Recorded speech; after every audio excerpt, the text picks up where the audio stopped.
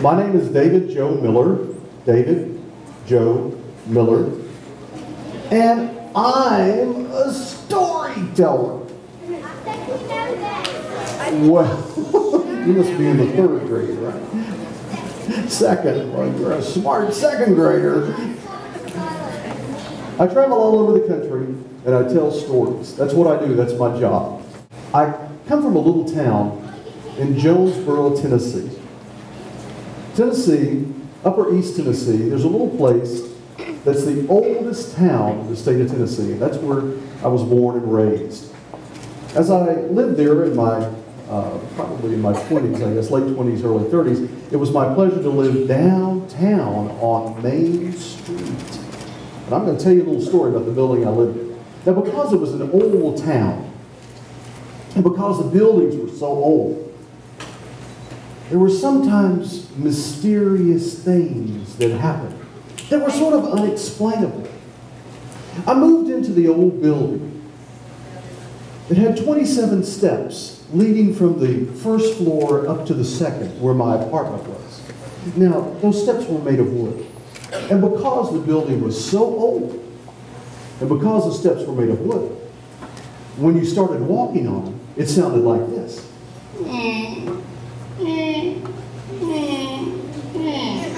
The first 4 steps always squeaked, but then in the middle, it was quiet.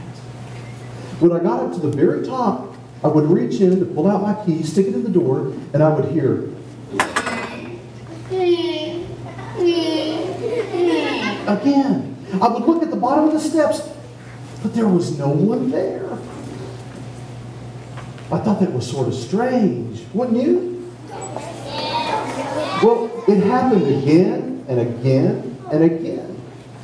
So I figured out maybe it was just all my imagination. So I started asking people. I asked some older ladies that lived down in Jonesboro. I said, why do my steps squeak when there's no one on them? And the old lady said, David Joe, it must be your imagination. And then I'd ask the old men, sir, why do you think my steps are squeaking when there's no one on them? Oh, yeah, well, what's going on there? You got the transom coming down there from the top of the step, and you got the wood coming down, and you got this, and you're getting up there at the top, and what's happening is you're moving back and forth a little bit, and it's just making that wood go squeaking. That's what you're doing. Yep. I said, okay. I decided to ask Mr. Wise. Mr. Wise, it was really his name. He owned a grocery store down on the corner. I didn't want to just go in and ask him a question, so I went in and I bought some stuff. I went back and I did some shopping, and I came out and put it down at the register, and I said, Mr. Wise, you've lived here a long time.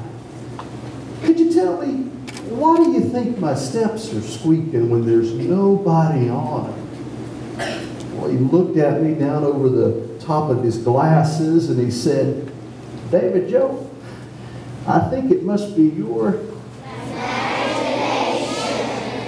Well, I thanked him. It wasn't really what I wanted to hear, but I thanked him anyway, paid for my groceries, and started out of his store. And when I did, I saw this really old man sitting in a rocking chair next to the door. I don't remember him being there when I walked in. It's like he just appeared.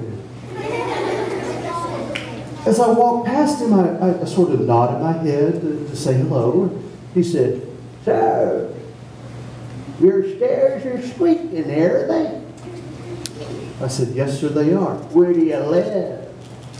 "Well, I just live down the road here at 117. "You live at 117 Main Street?" I said, "Yes, sir, I do." "You live where Annie used to live." I said, "Annie? Who's Annie?" "We called her the caretaker." "Why'd you call her that?" "Because she took care of things." "Well, what'd she take care of?"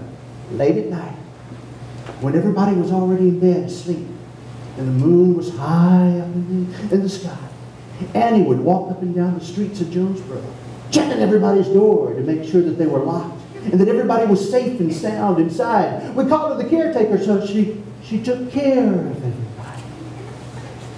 "Oh, wow. Well, you think Annie's on my steps making them squeak?" "Oh, no, she died." She died. Oh, yeah, she died about 125 years ago. Wow, 125 years ago. That's a long time. Where did she die? At 117. She died in my building. What room? The front room. The front room? That's my bedroom. You're telling me Annie died in my bedroom 125 years ago? Yep, died right there. Dead under doornail. Wow. Oh, this would make a wonderful story to tell around a campfire or at Halloween or to scare the girls with. Oh. But I had to be serious, I guess. I went back to my apartment and I started walking up the steps.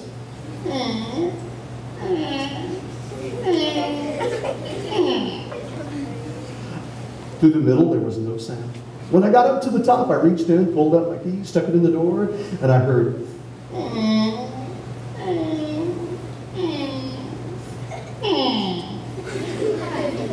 But this time I said, "Hello, Annie." And I think I heard her say, "Good night."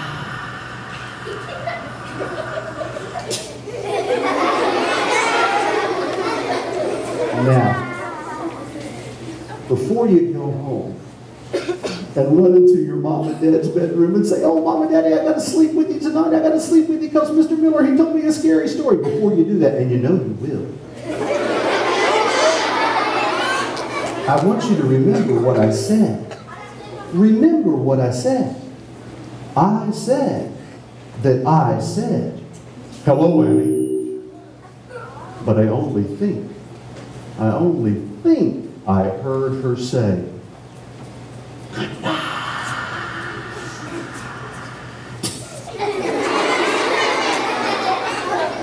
Could have happened, but I really think it was all my. You be the judge of that.